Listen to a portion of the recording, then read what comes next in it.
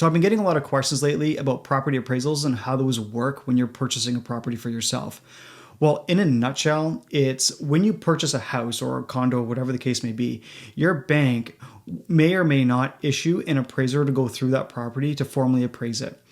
The issue that can come up sometimes if people aren't paying attention is, let's just say, for instance, you're putting 20% down because you want to be a conventional mortgage. But that's the lowest you can go in order to be a conventional mortgage. If you say pay $1 million for this property, but the appraiser comes through and appraises at $900,000, well, there's a $100,000 discrepancy between what you paid for it and what the appraisal said it's worth. So if you're doing, say, 20% down, you as a buyer will have to make up that difference in value of $100,000. And we can't just use one isolated property and say, okay, well, this house sold for this incredible amount, so therefore this house must be worth that. It's not that simple. We have to look at data as a whole. We have to look at multiple data points in order to confirm what a property is likely worth.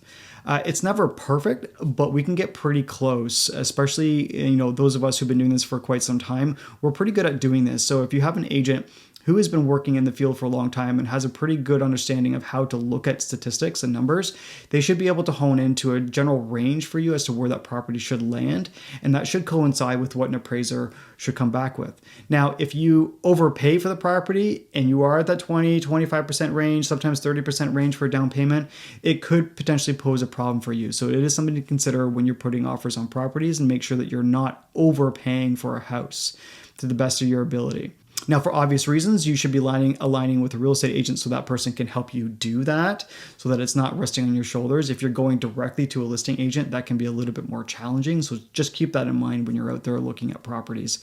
It is definitely recommended that you have a buyer agent working for you while you're purchasing properties so that they can help guide you through these various nuances of the home buying process. Make sure you're not getting yourself into financial trouble as a result of it. Now, if you have any questions about this particular topic or any topic in relation to real estate, feel free to reach out anytime. We're happy to help.